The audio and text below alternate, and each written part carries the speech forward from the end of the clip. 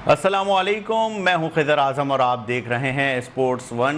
बात होगी आज ओवरऑल क्रिकेट की। ओवरऑल इसलिए कि बात करेंगे आईसीसी वर्ल्ड कप की, जो कि 2027 में होने जा रहा है। उसकी जो टॉप टीमें हैं उनकी क्वालिफिकेशन तकरीबन मुकम्मल हो गई है और किन टीमों ने क्वालिफाइंग राउंड खेलना है ये भी हम आपको बताएंगे। साथ साथ बात करेंगे पाकिस्तान बमुकाबला इंग्लैंड क्रिकेट सीरीज़। जी हाँ, पाकिस्तान टीम वेस्ट इंडीज़ के बाद इंग्लैंड पहुंच चुकी है और वहां पर इंग्लैंड के ख़िलाफ़ टेस्ट सीरीज़ की तैयारियां शुरू कर दी हैं। आईसीसी वर्ल्ड टेस्ट चैम्पियनशिप का ये हिस्सा, जिसके लिए पाकिस्तान टीम भरपूर तैयारियों में मसरूफ़ है। और आखिर में ज़िक्र करेंगे उस टूर्नामेंट का जिस पर हम बहुत ज़्यादा गुफ्तगू करते हैं। एक और डोमेस्टिक टूर्नामेंट का आगाज़ हो गया है मुल्तान में, जहां पर गुज़िश्ता रोज़ ट्रॉफ़ी की रोनुमाई की गई। टीमों के जो कप्तान हैं उन्होंने ट्रॉफ़ी के साथ तस्वीर बनवाई, वीडियो सेशन हुआ, मुख्तलिफ़ कप्तानों ने गुफ्तगू की। साथ साथ शाहीन शाह अफरीदी बोले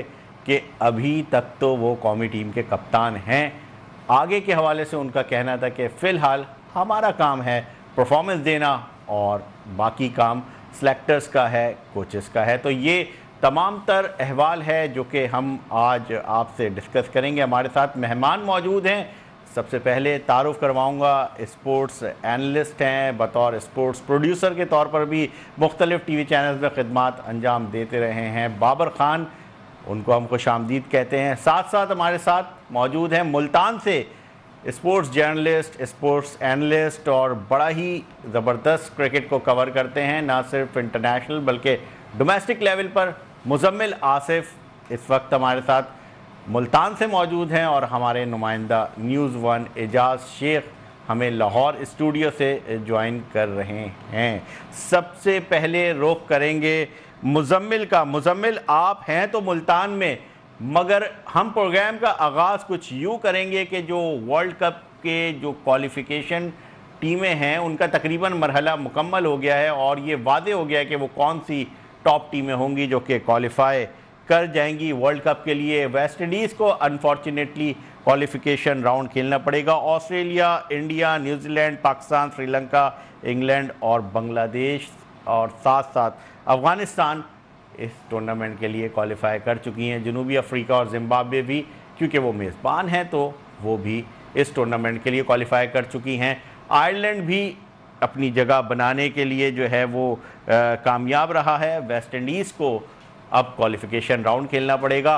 ओवरऑल सिनेरियो में, क्योंकि ये एक ऐसा वर्ल्ड कप होगा मुदम्मिल जिसमें पहली बार 14 टीमें एक्शन में दिखाई देंगी, तो क्या लग रहा है आपको किस तरह का ये मुकाबला होने जा रहा है? क्योंकि जब क्वालिफ़िकेशन राउंड की बात शुरू हो जाए तो ऐसा लगता है कि अब वर्ल्ड कप का काउंटडाउन शायद शुरू हो गया है। जी मुजम्मिल। बहुत शुक्रिया खिज़र, आपने मौका दिया। जी, आपने बिल्कुल सही कहा कि एक दिलचस्प मुकाबला होगा और क्वालिफायर हो चुका है, सारी टीम्स अब डिसाइड हो चुकी हैं। लेकिन एक चीज़ और है कि इस मरतबा वर्ल्ड कप का फॉर्मेट बड़ा दिलचस्प बनाया गया है और कोशिश ये की गई है आईसीसी की तरफ से कि टीम्स की तादाद को बढ़ाया जाए। उसके साथ साथ शुरू से आखिर तक टूर्नामेंट का जो एक मोमेंटम है, जो एक दिलचस्पी है, उसको बरकरार रखा जाए। और इसी वजह से उन्होंने एक नया फॉर्मेट इंट्रोड्यूस करवाया कि जो 12, 13 और 14 नंबर्स की टीम होंगी वो एक और क्वालिफायर खेलेंगी, एक सॉर्ट ऑफ क्वालिफायर राउंड होगा वो उनके लिए। और उसके बाद उनमें से एक टीम जो है वो जाएगी, 12 टीम्स को ज्वाइन करेगी और उसके बाद फिर जो है वो आपका एक और राउंड होगा। तो ये एक बड़ा दिलचस्प फॉर्मेट बनाया और इससे होगा ये कि छोटी टीम्स, एसोसिएट टीम्स को एक और मौका मिलेगा कि वो वर्ल्ड कप को ज्वाइन करें, मेन टीम्स को ज्वाइन करें और उसके बाद फिर 2 ग्रुप्स में डिवाइड होंगी 12 टीमें और फिर यकीनी तौर पे वो असल मरहला होगा वर्ल्ड कप का। एक और चीज़ जो बहुत ज़्यादा इंपॉर्टेंट है और वो ये है कि काफ़ी टाइम के बाद आईसीसी का इवेंट साउथ अफ्रीका में हो रहा है। अगर मैं गलत नहीं हूँ तो लास्ट साउथ अफ्रीका में अगर कोई इवेंट हुआ तो वो 2007 में T20 वर्ल्ड कप हुआ था जिसको इंडिया ने जीता था। उसके बाद जिम्बाब्वे की अगर बात की जाए तो वहाँ पर भी काफ़ी अरसे के बाद इतना बड़ा इवेंट होने जा रहा है। Namibia for the very first time world cup को होस्ट करने जा रहे हैं। तो एक ऑल इन ऑल अच्छा इवेंट है, क्रिकेट अपॉर्चुनिटीज़ अच्छी होंगी वहाँ पर और अच्छी क्रिकेट देखने को मिलेगी क्योंकि तीनों वेन्यूज़ पे डिफरेंट टाइप ऑफ कंडीशंस होगी। साउथ अफ्रीका आप जाएंगे तो वहाँ पर आपको सीमिंग कंडीशंस मिलेंगी, वहाँ पर कुछ वेन्यूज़ हैं जहाँ पर आपको स्पिन विकेट भी मिलेंगे। जिम्बाब्वे आप जाएंगे तो वहाँ पर आपको मिक्स कंडीशंस मिलेंगी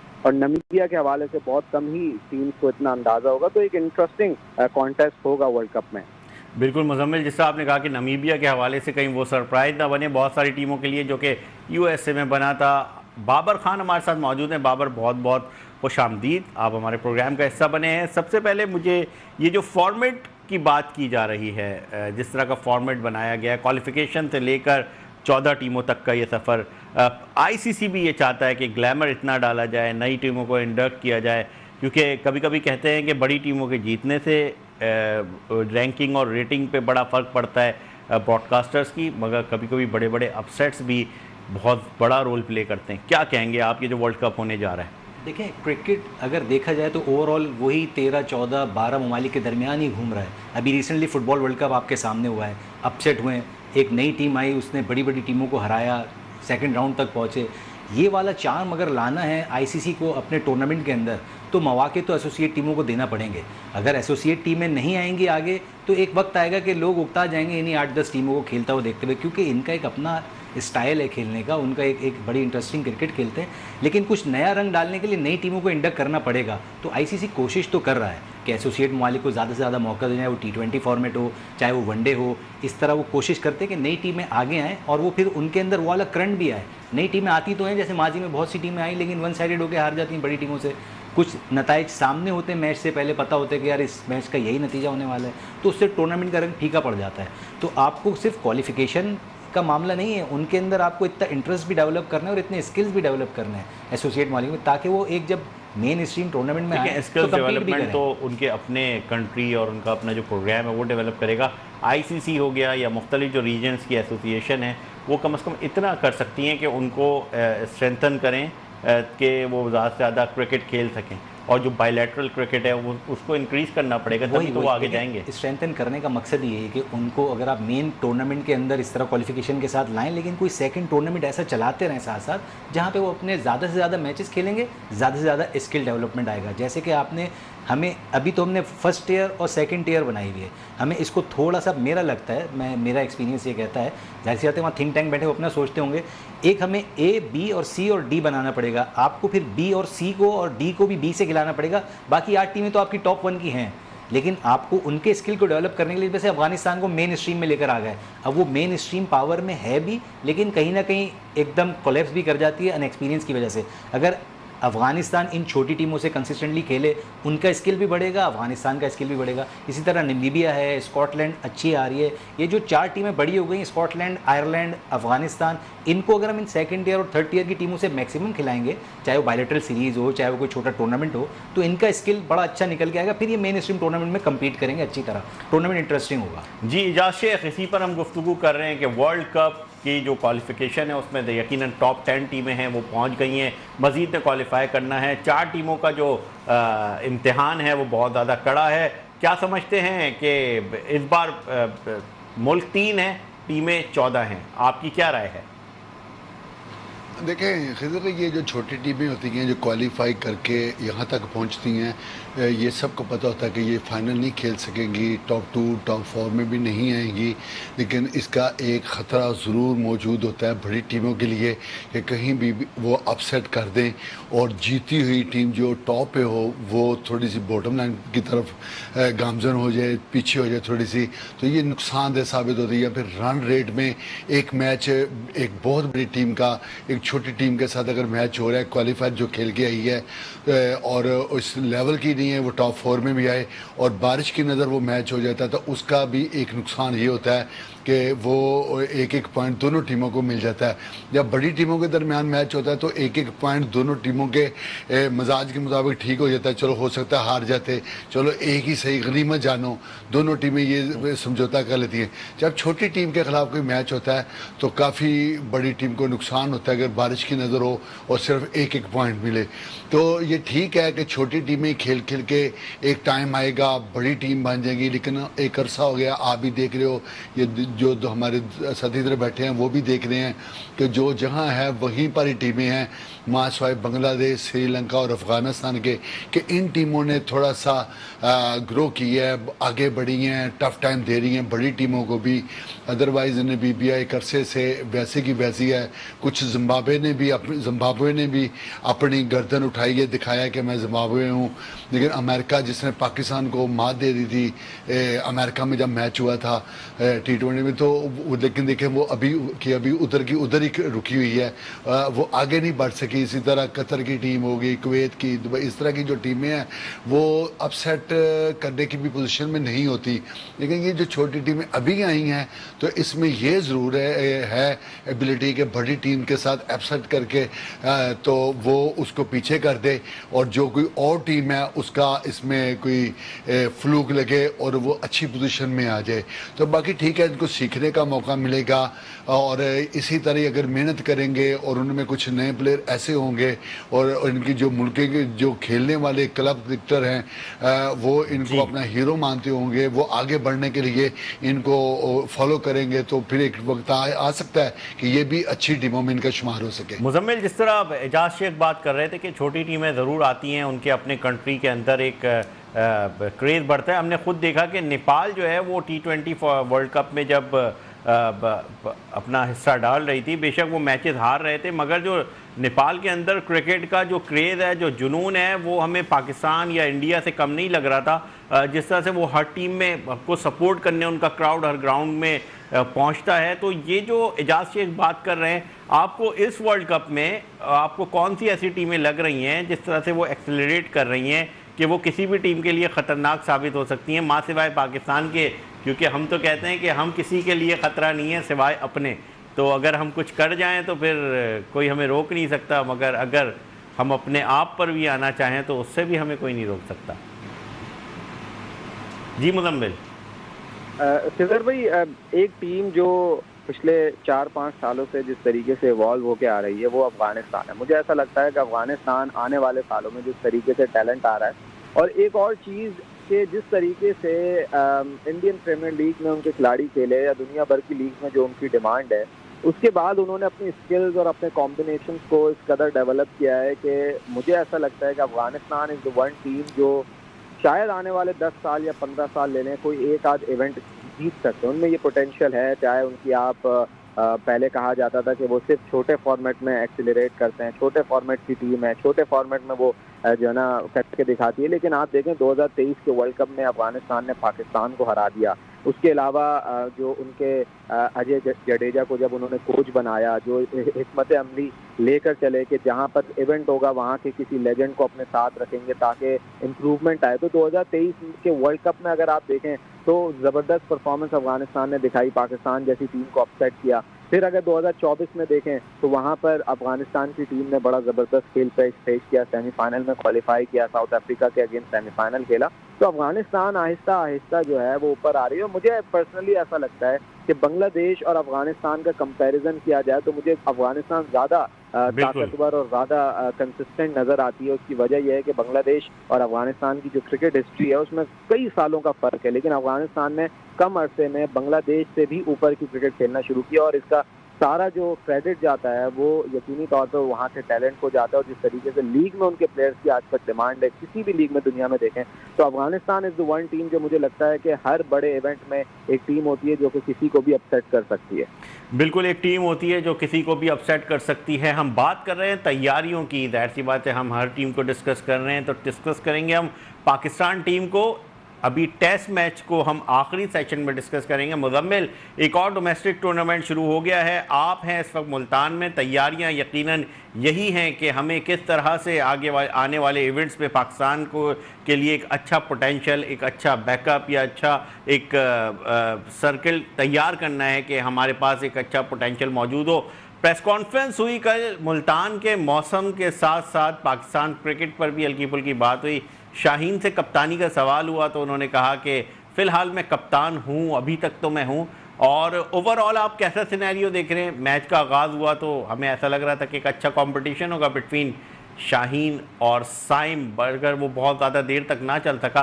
क्या कहेंगे आप? मुल्तान का मौसम कैसा है और क्रिकेट कैसी हो रही है?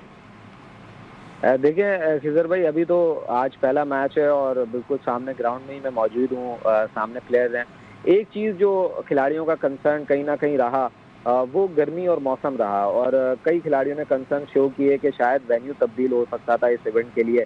इनफैक्ट मैं आपको बताऊं, कल प्रेस कॉन्फ्रेंस में शादाब खान नहीं आया और बताया ये गया कि शादाब खान पिछले दिन जो ट्रेनिंग हुई थी उसकी गर्मी की वजह से थोड़ी सी तबीयत जो है वो उनकी ख़राब हुई थी, जिसकी वजह से वो प्रेस कॉन्फ्रेंस में नहीं आए। फिर रात में उनका ट्रेनिंग सेशन था, तो हब्स बहुत है यहाँ पर, मौसम जो है वो बहुत शदीद गर्म है। और अगर आपको मैं वैसे ही अगर बताऊं खिलाड़ियों के हवाले से, तो हमने जितने भी 2 दिन ट्रेनिंग सेशन को कवर किया तो बहुत ज़्यादा चैलेंजिंग रहा प्लेयर्स के लिए, इतना आसान नहीं था। हालांकि बहुत सारे लोग कहते हैं यार खिलाड़ी को तो गर्मी नहीं लगती, खिलाड़ी को तो हर कंडीशन में जाके एडजस्ट होना था, वो बात बिल्कुल ठीक है, लेकिन ये गर्मी कंपैरेटिवली बहुत शदीद गर्मी है और यहाँ पर आपको हाइड्रेट भी रहना पड़ता है, फिर आपको जान भी मारनी पड़ती है, तो इतना आसान नहीं होता।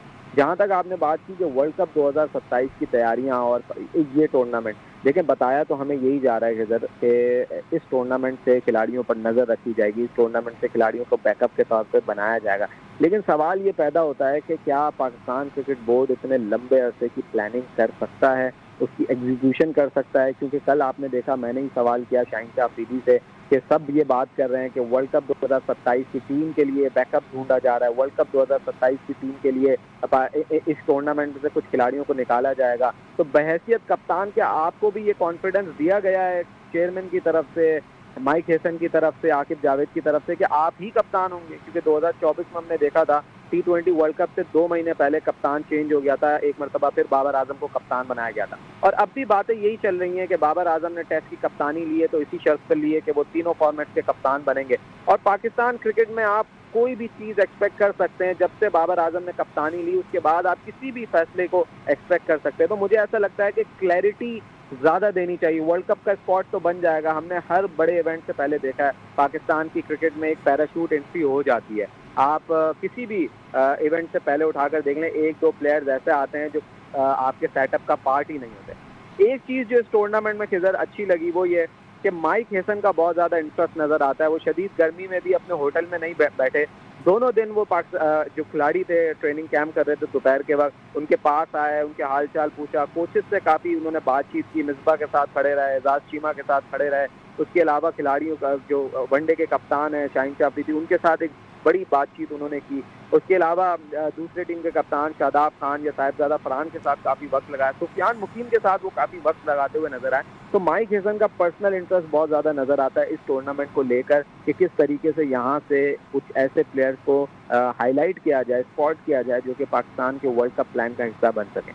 बिल्कुल जी, मुजम्मिल आसिफ यही कह रहे हैं कि जिस मौसम में मुल्तान में आम पकते हैं वहाँ पर पाकिस्तान क्रिकेट टीम के खिलाड़ियों को पकाने की कोशिश की जा रही है। क्लियरिटी नहीं है कप्तान के पास भी, और ये क्लियरिटी बड़े बड़े खिलाड़ी हमें मांगते हुए दिखाई दिए हैं। एजाज शेख, ये जो क्लियरिटी मांग रहे होते हैं बड़े बड़े खिलाड़ी, बड़े बड़े कप्तान, इवन के शाहीन शाह आफरीदी भी इस अभी तक उनकी बात से लगा कि वो क्लियरिटी उनके पास नहीं है। तो आप समझ रहे हैं कि वर्ल्ड कप हो या कोई भी आईसीसी इवेंट हो, कम से कम खिलाड़ियों के पास, कप्तान के पास एक क्लैरिटी होनी चाहिए कि भाई आप कहाँ तक सेटअप का हिस्सा हैं। क्लैरिटी नहीं होगी तो फिर क्लैरिटी के साथ जीत कैसे मिलेगी? देखिए, इधर इनको क्लैरिटी तो उस वक्त दी जाए जब इनकी तरफ से भी सब ओके की आवाज़ हो, इनकी फिटनेस 100% हो और लीग्स को तरजीह ना दें, मुल्क को तरजीह दें, इनकी परफॉर्मेंस 100% हो। ये नहीं है कि छक्का खा के मुस्कुरा रहे हैं, कैच ड्रॉप करके इनका कैजुअल सा बिहेव है। तो जब इनके भी अपने रवैये भी अच्छे नहीं होंगे तो एक 2-2, 3-3 की टोलियों में चक्कर लगाएंगे, थोड़ी सी ऐसा शो करेंगे जैसे बड़ी स्ट्रेंथ बड़ी है, और इस तरह के बिहेव होएगा जैसे किसी को ब्लैकमेल करने के चक्कर में होंगे। तो फिर कोई इनको क्लैरिटी कैसे देगा, कैसे इनको यकीन नहीं कराएगा कि आप ही हो जो कुछ भी हो। वैसे भी 2027 में अगर वर्ल्ड कप है तो इतनी कबल अज वक्त आप किसी को कप्तान अनाउंस कर देते हो, कल खुदा न खासा अल्लाह ना करे कोई इंजरी हो जाती है या कुछ और हो जाता है तो फिर आप क्या करेंगे? फिर कहेंगे देखो पाकिस्तान क्रिकेट बोर्ड ने वही काम किया। मैं ये सवाल इसलिए कर रहा हूँ कि शुएब मलिक जैसे कप्तान भी गुजरे, इवन कि यूनुस खान भी गुजरे, शाहिद आफरीदी हो या मिसबाह उल हक हो, किसी को भी पाकिस्तान की तारीख में क्लियरिटी नहीं दी गई, चाहे जितना कामयाब कप्तान हो। सरफराज अहमद हैं, वो कंटिन्यूसली जिस तरह से परफॉर्मेंस थी, सीरीज़ हारे, उन्हें तमाम तर फॉर्मेट से हटा दिया गया। तो ये क्लियरिटी कितनी ज़रूरी है, और सिर्फ टूर्नामेंट से चंद महीने पहले, 1 महीने पहले, 20 दिन पहले, 2 महीने पहले कप्तान तब्दील होता है, तो ये तो अच्छी रिवायत नहीं है। देखिए, ये जो डोमेन है ना कप्तान अनाउंस करना, ये ना तो सिलेक्शन कमेटी का है, ना टीम मैनेजमेंट का है, और कोई और बंदा नहीं, सिर्फ चेयरमैन जो पाकिस्तान क्रिकेट बोर्ड का आइन है उसकी रूह से तो यही है कि चेयरमैन पीसीबी का इस्तेहकाक है। एक तो फाइनल जो टीम होती है उसकी मंजूरी देना, और सेकेंडली कप्तान अनाउंस करना, ये उनका खालिसतन अपना डोमेन है। लेकिन इसके बावजूद इतलात के मुताबिक जो खबरें हैं वो यही हैं कि मोहसिन नकवी साहब जो हैं वो पहले इस पर भी मुशावरत करते हैं। अब देखिए, अगर कोई 4 बंदों से वो मुशावरत कर रहे तो 3 बंदे ऐसे हों शहनशाह अफरीदी के हक में और 2 बंदे किसी और के हक में हों, तो जाहिर है फिर पूरा फाल शहनशाह अफरीदी के नाम निकलेगा। अगर उन्होंने मुशावरत पर ही अमल करना है और अपना जो अपनी सोच है, समझ है, या अपनी पसंद नापसंद इग्नोर करके किसी को पसंद नहीं करना, तो 6 लोग हैं, तो 6 में से अगर 4 कह देते कि बाबर आजम को बना दिया जाए कप्तान, शहनशाह अफरीदी को साइड पे कर दिया जाए, तो जाहिर है फिर तो यही कुछ होएगा। और ये फ़र्क है, यही डिफरेंस है। लेकिन मैं एक बात आपको बताता चलूँ, आपको भी इल्म है कि जो पहले जो कप्तान है मिसबा हुए या यूनुस खान या शुएब मलिक, ये लॉन्ग टाइम तक रहे हैं, तो वो मसाइल, माजी में जो मसाइल थे वो इस कदर गंभीर नहीं थे कि आप एक साल में 4 कप्तान बदल दो, कोचेज़ भी बदल दो। और सबसे बड़ी बात ये है कि जब ये यकीन दहानी ही ना हो कि चेयरमैन का अपना कोई फ्यूचर ना हो, भले ये स्ट्रॉन्ग हैं, इनके पास ये बाख्तियार हैं, बड़े बड़े फैसले भी कर रहे हैं, इस तरह के चेयरमैन पाकिस्तान क्रिकेट बोर्ड को नहीं मिले हैं जो अगर कहें कि सब कुछ वो खुद ही हैं, तो लेकिन ये है कि वो जो करवाना चाहते हो मशवरा ज़रूर करते हैं, और मशवरे के बाद ही फाइनली उस चीज़ को शेप देते हैं और अनाउंसमेंट होती है। मशवरा करते हैं, मगर जिस तरह से वेदर इम्पैक्ट है मुल्तान का, और फिर जिस तरह से गुफ्तगू चल रही है और मैचेस हो रहे हैं, इस वेदर में एक ऐसा टूर्नामेंट करवाना जिसके लिए कहा जा रहा हो कि हम वर्ल्ड कप के लिए टीम तलाश कर रहे हैं, आप समझते हैं कि कहीं ना कहीं जो है वो स्टडी नहीं किया जाता, और इवन के लेफ़्ट राइट से खिलाड़ी भी कह रहे होते हैं कि हम तो समझ रहे थे कि वेन्यू तब्दील हो सकता है। और सेकंड ये कि जो क्लियरिटी वाला जो फैक्टर है, ये कितना ज़रूरी है किसी भी टीम के लिए।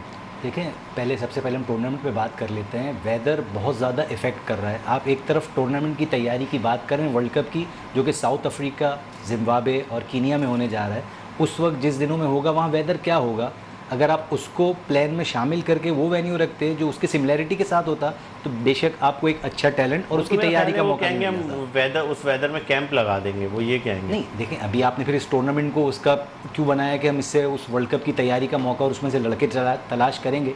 जब आपने एक माइंड बना लिया कि इस टूर्नामेंट से हमने ये चीज़ हासिल करनी है, तो उसके सारे पॉइंट्स को टिक मार्क करें ना, उसका वेदर भी टिक मार्क करें, उसकी जो पिच कंडीशन होगी, जो ग्राउंड कंडीशन होगी, तो आपको बेहतर रिजल्ट मिल सकते हैं। वो तो ठीक है, आपने एक बता दिया हम उसका कैंप लगा लेंगे, लेकिन कैंप से आप वो रिजल्ट नहीं ले सकते जो मैच से फिटनेस हासिल हो सकती है, और मैच सिनेरियो के अंदर रहते हुए जो डिसीजन मेकिंग और उस वक्त जो आपने क्रिकेट खेलनी है, बैटिंग चाहे बॉलिंग चाहे फील्डिंग, उस वक्त जो डिसीजन होने हैं जो आप मैच में सीख सकते हैं, कैंप से नहीं सीख सकते। आप कैंप जितने भी लगा लें। दूसरी बात हो गई आपकी क्लियरिटी की। देखिए, क्लियरिटी तो आप सिर्फ कप्तान की बात कर रहे हैं, मैं तो आपको यहाँ तक भी बताऊं कि माइक हैसन को भी क्लियरिटी नहीं होगी कि आया मैं वर्ल्ड कप के अंदर शाहीन के साथ जाऊंगा कि बाबर के साथ जाऊंगा। उनको क्लियरिटी है। माइक हैसन अपना प्लान किसके साथ बनाएंगे? देखें, playing cricket is a team game. वो ठीक है, उसको अगर क्लियरिटी है तो, लेकिन उसको ये नहीं पता कि एंड टाइम पे बाबर ने आना है या शाहीन ने कंटिन्यू करना है। जैसे कि अभी बताया उन्होंने कि यहाँ पे तो क्लियरिटी किसी को भी नहीं है, और जिस तरह उन्होंने आखिर में जाके मोहसिन नकवी पे भी बात की कि उनको भी क्लियरिटी नहीं है। तो क्लियरिटी तो सबसे बेसिक चीज़ है। अगर आप पूरी टीम को उसमें जो बेसिक 2 प्लेयर हैं, आपका कोच और कप्तान, उसको क्लियर ही नहीं करेंगे तो इस टूर्नामेंट से भी क्या हासिल करेगा? उसको पता ही नहीं मैंने शाहीन के साथ कम्बिनेशन बना के जाने तो मुझे इस टूर्नामेंट से ये खिलाड़ी पिक करने हैं, या मैंने बाबर के साथ कम्बिनेशन में जाने तो मुझे ये खिलाड़ी पिक करने हैं। अच्छा, कप्तान के साथ मसला क्या है? कप्तान का मसला ही कि उसने तो खेलना ही खेलना है ना। अब अगर शाहीन फास्ट बॉलर है, वो एज अ कप्तान जाएगा तो उसने अपने पॉइंट टिक मार्क करने के, यार एक तो ये फास्ट बॉलर फिक्स है मेरा शाहीन, क्योंकि ये तो कप्तान है, इसके साथ मैंने ये 2 फास्ट बॉलर रखे और ये 2 स्पिनर के साथ मैंने जाना है। अब अगर शाहीन कप्तान नहीं होता, बाबर होता है, तो अब उसके पॉइंट अलग हो जाएंगे ना। वो कहते हैं यार एक बेसिक बैट्समैन मेरा फिक्स है, अब मैंने बॉलिंग में ये पॉइंट रखने हैं, बैटिंग में मैंने ये रखने हैं। तो ये क्लैरिटी तो देना पड़ेगी, वरना फिर प्लान आप चाहे 2027 और 2029 आप प्लान बनाने का फ़ायदा ही नहीं होगा, क्योंकि आपको पता ही नहीं है मैंने करना क्या है। तो क्लैरिटी मुज़म्मिल, जो शाहीन की जो कॉन्फ्रेंस थी उसकी तो हमने उसके गिर्द तो हमने बात की, जो उन्होंने गुफ्तगू की है। नसीम शाह की फ़िटनेस के हवाले से बात करें, साइम का स्टांस आपको कैसा लगा? ये वो प्लेयर हैं जिस पर बहुत ज़्यादा इन्हिसार किया जा रहा था, थोड़ा सा आप बताएं। आज वो ग्राउंड के अंदर मौजूद हैं, बॉलिंग भी कर रहे हैं, जो ओवरऑल आप प्रैक्टिस सेशन अगर आपने विटनेस किया हो तो क्या कुछ चल रहा है इन यंग खिलाड़ियों में, और बहुत कुछ अपने आप को मनवाना भी चाह रहे हैं क्रिकेट में। आई थिंक ये PSL के बाद पहला कोई टूर्नामेंट है डोमेस्टिक पाकिस्तान। देखिए खिजर भाई, सबसे पहले तो थोड़ी देर पहले जो बात हो रही थी उस पर मैं एक अपना पॉइंट ऑफ व्यू देना चाहूँगा। जी बिल्कुल। कि कप्तान की अपनी फिटनेस भी डिपेंड करती है, कप्तान की जो है ना चीज़ें भी डिपेंड करती हैं। तो आपने शाहीन शाह अफरीदी को जब कप्तान बनाया तो majority of the former cricketers को आप सुन लें, वो यही कह रहे थे कि ये एक बुरा डिसीजन है, क्योंकि उनकी इंजरी के मसाइल रहते हैं और उनके पेस के मसाइल रहते हैं, तो फिर आपने कप्तान बनाया ही क्यों उन्हें। तो बात यह है कि अगर आपने कप्तान, और दुनिया भर में ऐसा होता है, आप देख लें श्रेयस अय्यर को भारत ने 2028 के T20 वर्ल्ड कप तक के लिए अपने प्लान का कप्तान अनाउंस किया है, और वो उसको लेकर चल रहे हैं, उस पर स्टिक कर रहे हैं। दुनिया भर में दूसरे ममालिक भी ऐसे होते हैं जो 2-2 साल 3-3 साल के प्लान लेकर चलते हैं। 2015 में इंग्लैंड की टीम कोलैप्स हुई तो उसके बाद उन्होंने 4 साल में अपनी क्रिकेट को बदल कर रख दिया और लॉन्ग टर्म विजन को लेकर चले। ये नहीं कि जी अब समझ नहीं आ रहा, अब किसी और ने कुछ और मशवरा दे दिया तो उसको चेंज कर दिया, किसी और ने कुछ मशवरा दे दिया तो उसको चेंज कर दिया। पॉइंट ये है कि शाहीन शाह अफरीदी या कोई भी अगर कप्तान है, अगर आप एक टूर्नामेंट को कह रहे हैं कि ये वर्ल्ड कप 2027 की प्रिपरेशन की पहली कड़ी है, उस पहली कड़ी में आप इतने प्लेयर जरूर होने चाहिए कि अब कुछ भी हो जाए हमारा कप्तान यही होगा और यही कप्तान और कोच जो है वर्ल्ड कप 2027 में जाएंगे। वरना आप ये कहना ही छोड़ दें कि जी हम वर्ल्ड कप 2027 की प्लानिंग को स्टार्ट करें, इसका मतलब ये सब तो आए बाएं शाएं बातें हैं, ये खुद को प्रोटेक्ट करने वाली चीज़ें हैं कि जी हम वर्ल्ड कप 2027 की प्रिपरेशन करें, जबकि आपको ये नहीं पता कि वर्ल्ड कप 2027 में क्या शाहीन कप्तान होंगे या नहीं। तो ये वो चीज़ें हैं जो कि पाकिस्तान क्रिकेट बोर्ड की हिरार्की को सोचनी चाहिए, और जितने भी लोग काम कर रहे हैं उनकी नीयत पे कोई शक नहीं है, बट उनको ये समझना चाहिए कि आपकी क्लैरिटी जब तक नहीं होगी प्लेयर्स को, आपके कप्तान को, आपके कोच को, आपकी क्रिकेट ग्रो नहीं कर सकती। अगर कप्तान चेंज करना ही सॉल्यूशन होता तो पाकिस्तान पिछले 3 सालों में टाइटल जीत चुका होता, नहीं जीत पाया, उसकी वजह यह है कि इसका सॉल्यूशन नहीं है। जहाँ तक आपने बात की यंग प्लेयर्स की ट्रेनिंग कैंप में, खिजर भाई मैं आपको लिटरली बता रहा हूँ कि प्लेयर्स इस गर्मी में बच रहे थे। उसकी वजह यह है कि शदीद गर्मी है, हम खुद खड़े हुए थे, तो इस गर्मी में हर प्लेयर की ये कोशिश थी कि साया ले लें।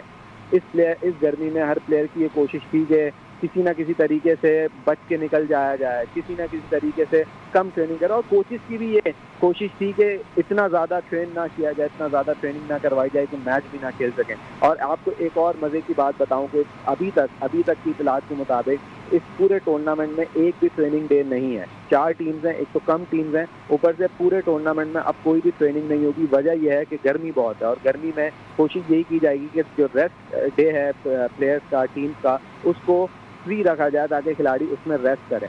तो इस मौसम में जो हमने विटनेस किया यंग प्लेयर्स को, चाहे उसमें साइम कल रात में फिटनेस टेस्ट की तैयारी कर रहे थे या फिटनेस टेस्ट दे रहे थे, तो एक स्प्रिंट लगाने के बाद उनका बुरा हाल हो रहा था। उसकी वजह यह है कि शदीद हब्स है यहाँ पर। तो इस तरीके से आप अपने प्लेयर्स को भी अंडर प्रेशर करें। ठीक है, हम ये एक्सेप्ट करते हैं कि एथलीट की जिम्मेदारी की जो बॉडी होती है वो शायद आम लोगों से डिफरेंट होती है, स्ट्रेंथ होती है, स्ट्रांग होती है, लेकिन उसके बावजूद भी बहुत सारी चीज़ें, बहुत सारी जो फिटनेस की रिक्वायरमेंट तो उनको देखकर प्लानिंग करनी चाहिए। टूर्नामेंट जब शुरू हो रहा है और जैसे बाबर ने बात की कि वहाँ की गर्मी को भी देखें, वहाँ के मौसम को भी देखें, तो वो इवेंट अभी 1 साल दूर है। क्या आप इस बात पर फोकस हैं, या आपको लगता है कि वाकई अगर 1 साल पहले आप किसी जगह की गर्मी में खेलें तो 1 साल बाद आप दोबारा उसी गर्मी में एडजस्ट हो जाएंगे? नहीं।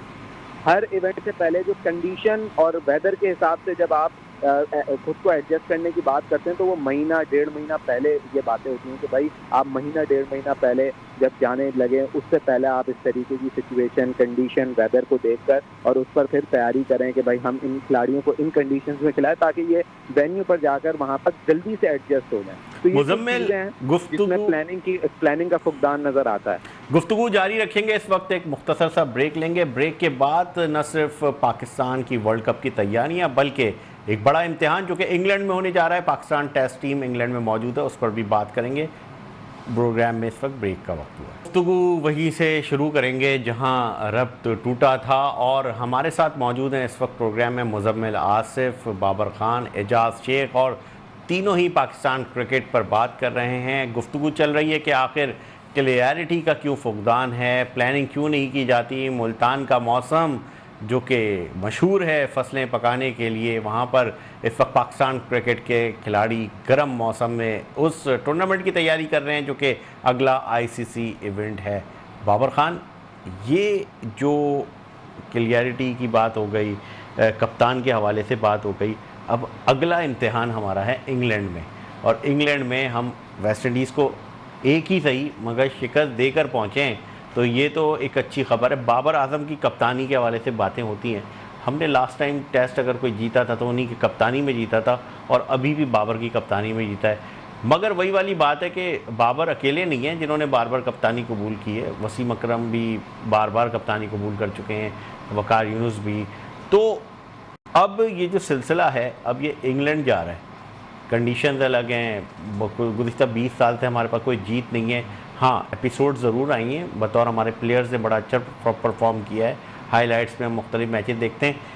आईसीसी वर्ल्ड टेस्ट चैम्पियनशिप है, इंग्लैंड हमारा मद्दे मुकाबले है, क्या कहेंगे? देखिए, इंग्लैंड के अंदर बहुत मुश्किल है, और जैसे मुजम्मिल ने पहले बताया था, जब लास्ट हारे तो उन्होंने इतना ड्रास्टिक चेंज किया, और उनके खिलाड़ी भी और उनका पूरा जो पीछे मैनेजमेंट है, उन्होंने बहुत स्ट्रॉन्ग प्लान बना के दिया। अब आप एक एक खिलाड़ी को देख लें, उनके पास अपना एक प्लान है, और उसके ऊपर वो 100% जो है वो उस पर परफॉर्म करते हैं, पूरा कोशिश करते हैं कि जो हमें प्लान दिया गया हम उसके ऊपर पूरा उतरें।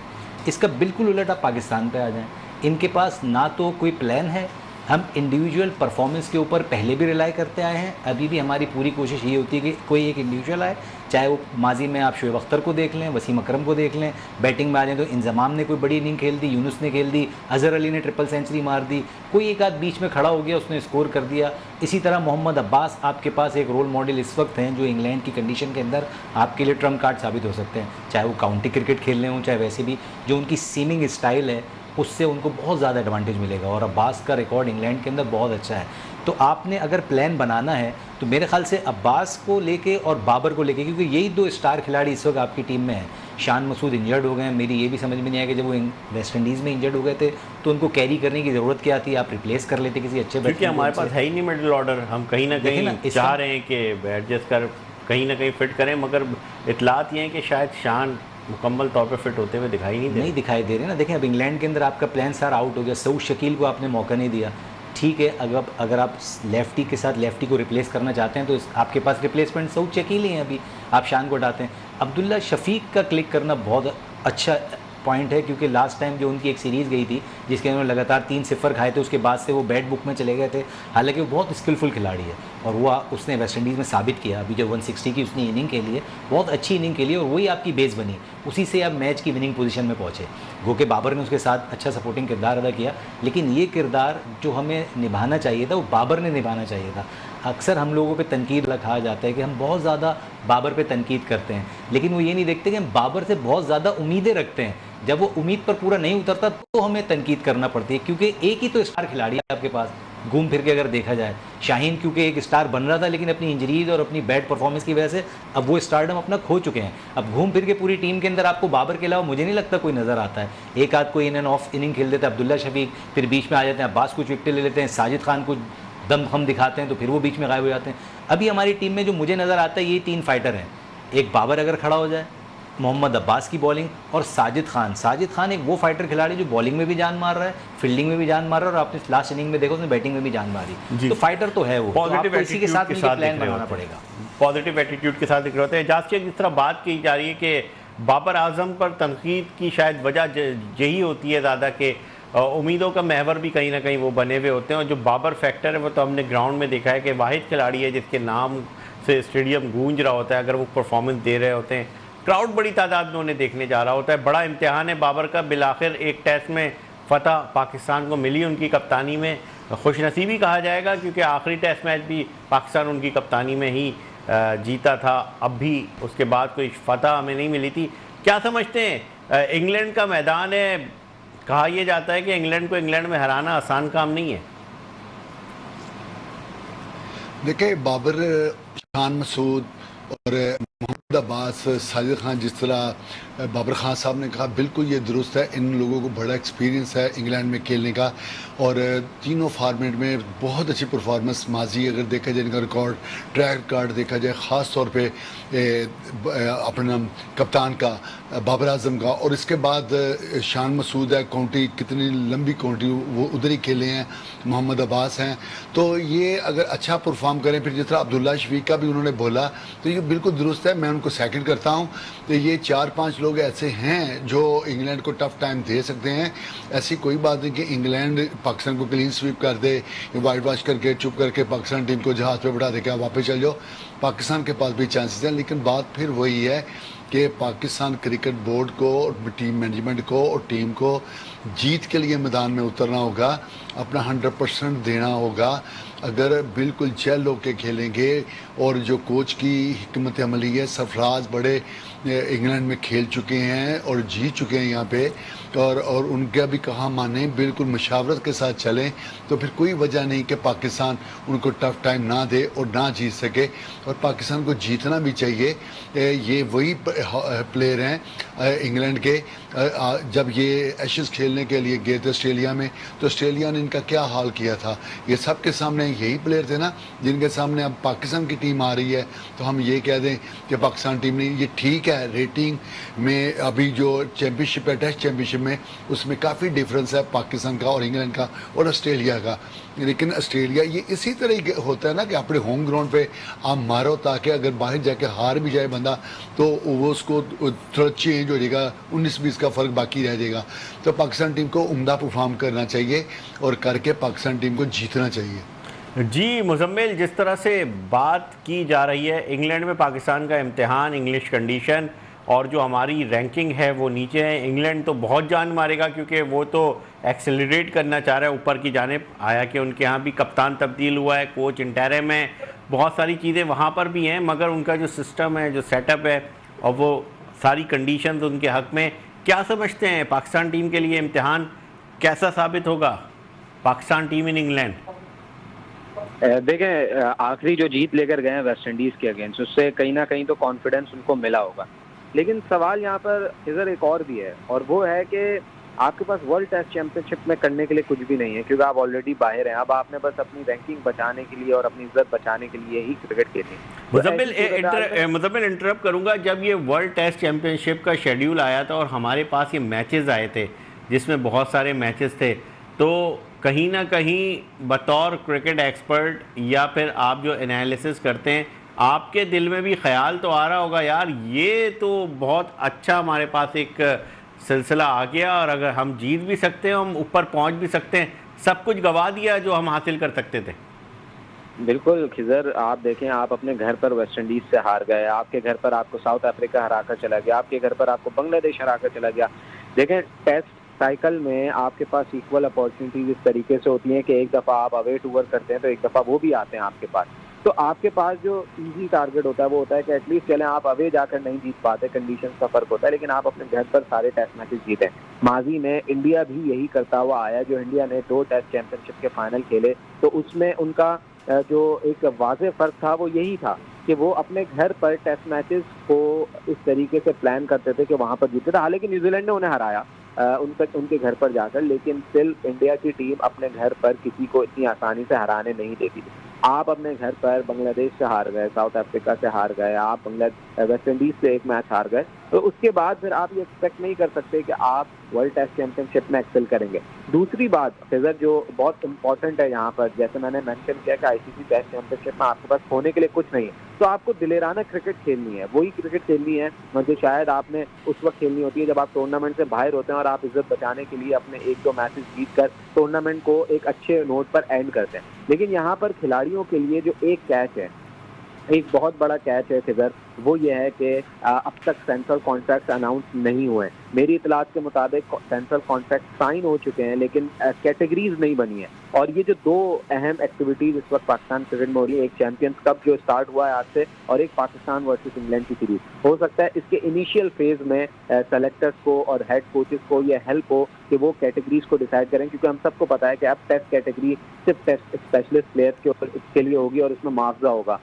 उसके अलावा फिर टेस्ट और ओडीआई के जो प्लेयर्स हैं उनके लिए मुआवजा अलग रखा गया है। तो इसको भी डिसाइड करने के लिए अभी जो चीज़ें हैं वो देखी जा रही हैं। हालांकि कॉन्ट्रैक्ट जो है वो हर चीज़ डिसाइड हो चुकी है, लेकिन कैटेगरीज पर बात चल रही है। और ये जो टूर्नामेंट हो रहा है और इसके अलावा जो पाकिस्तान वर्सेस इंग्लैंड का जो पहला टेस्ट होगा, तो उसमें भी इस चीज़ को जज किया जाएगा कि आया कौन सा ऐसा क्रिकेटर है जिस पर हम प्योरली टेस्ट क्रिकेट के तौर पे इन्वेस्टमेंट कर सकते हैं, कौन सा ऐसा प्लेयर है जो हमारे पास वनडे और टेस्ट खेलेगा। तो नाम सीधा आपको पता तो होंगे, लेकिन प्लेयर्स को भी अब ये जिम्मेदारी, मैं आपको एक एग्जांपल देता हूँ कि अब्दुल्ला शफीक टेस्ट के प्लान्स का हिस्सा नहीं नजर आ रहे थे, लेकिन जैसे ही उनकी वापसी हुई आप देखें उन्होंने 160 रन कर दिए, तो अब वो भी कंसिडरेशन में आएंगे कहीं ना कहीं टेस्ट। मुजम्मिल, आपका बहुत ही वैलिड पॉइंट है। प्रोग्राम में जाते जाते आपने उस टॉपिक की तरफ हमारा जहन डाल दिया है जिस पर बात करना बहुत ज़्यादा ज़रूरी है।